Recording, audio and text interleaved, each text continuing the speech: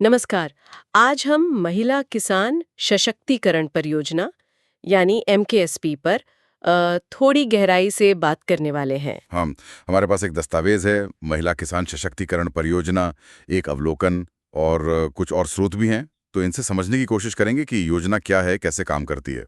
तो ये एमकेएसपी जिसे 2010-11 में शुरू किया गया था, DAY-NRLM के तहत। हाँ, दीनदयाल अंत्योदय योजना, राष्ट्रीय ग्रामीण आजीविका मिशन, उसका एक सब कंपोनेंट है ये। बिल्कुल।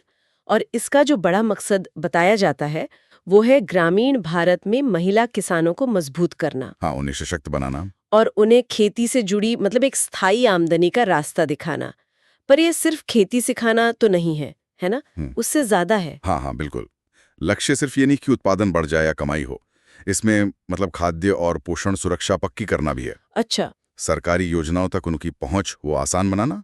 और एक दिलचस्प बात भी है, क्या? इसमें पर्यावरण का भी काफी ध्यान रखा गया है। जैसे टिकाऊ खेती की बात होती है। ओ अच्छा। जैसे पर्यावरण फ्रेंडली तकनीकें, जैव विविधता, मिट्टी पानी का संरक्षण, महिलाओं को इन तरीकों को अपनाने में मदद करना, ये भी एक अहम हिस्सा है। ठीक है, तो ये सब करने का तरीका क्या है, मतलब रणनीति क्या अपनाई जाती है?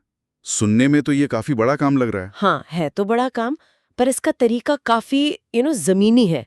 ये लोकल संसाधनों पर फोकस करती है और ज्ञान पर आधारित पर्यावरण फ्रेंडली खेती की तकनीकें उन पर जोर देती है। ठीक है, और सबसे जरूरी बात, ये अकेले काम नहीं करती।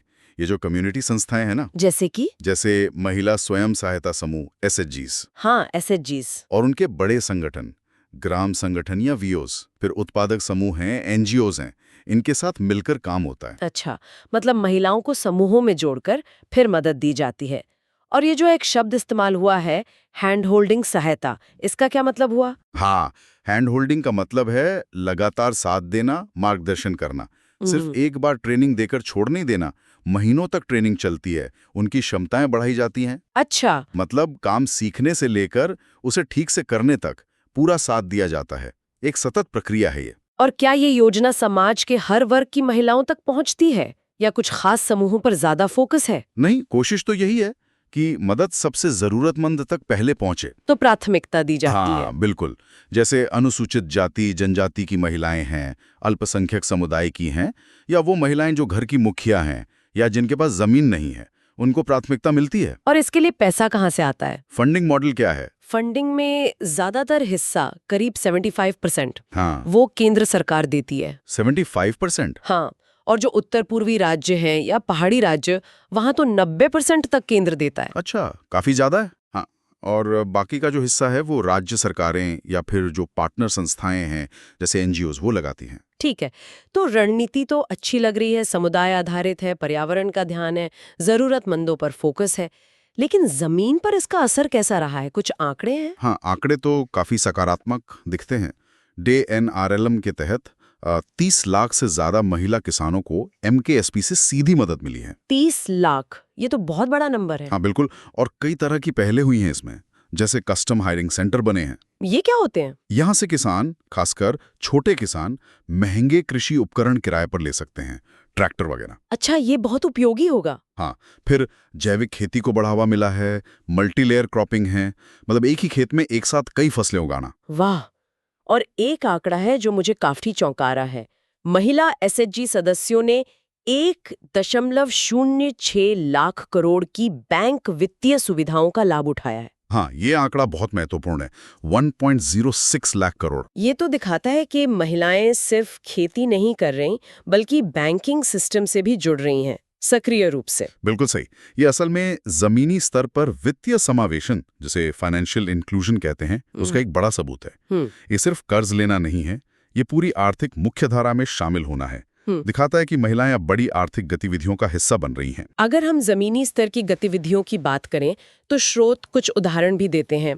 जैसे असम, उड़ीसा, बिहार में NGOs के जरिए काम हुआ, वहाँ किस तरह का काम होता है, क्या गतिविधियां होती हैं? वहां देखें, गतिविधियों का दायरा काफी बड़ा है। एक तो है टिकाऊ खेती की तकनीकें सिखाना, जैसे NPIM, मतलब बिना जहरीले केमिकल के कीटों से निपटने के तरीके। अच्छा। पोषक तत्व प्रबंधन है, मिट्टी पानी बचाना, जैविक खेती, ये सब। फिर है क्षमता निर्माण।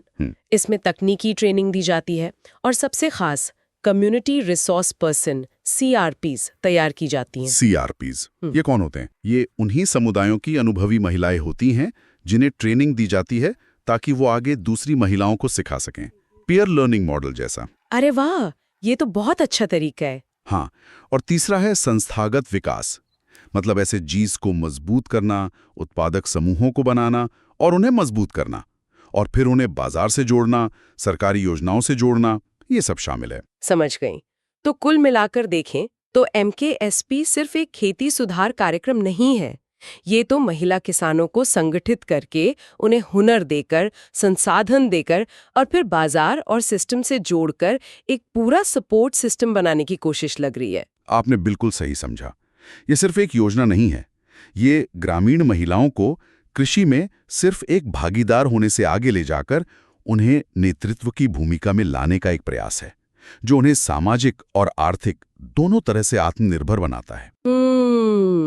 और ये सोचने पर भी मजबूर करता है कि कैसे अगर सही तरीके से कोई कार्यक्रम डिजाइन किया जाए तो वो किसी समुदाय के एक खास वर्ग को, यहाँ महिला किसानों को, कितना सशक्त कर सकता है। सही कहा। स्रोत ये भी बताते हैं कि अगर कोई और ज्यादा जानना चाहे तो किसी खास राज्य में MKSP का काम कैसा चल रहा है, या जो लाभार्थी महिलाएं हैं उनकी कहानियां, या फिर फंडिंग की और बारीक डिटेल्स, इनको भी खंगाला जा सकता है। हाँ, ये आगे की खोज के लिए अच्छे पॉइंट्स हो सकते हैं। बिल्कुल।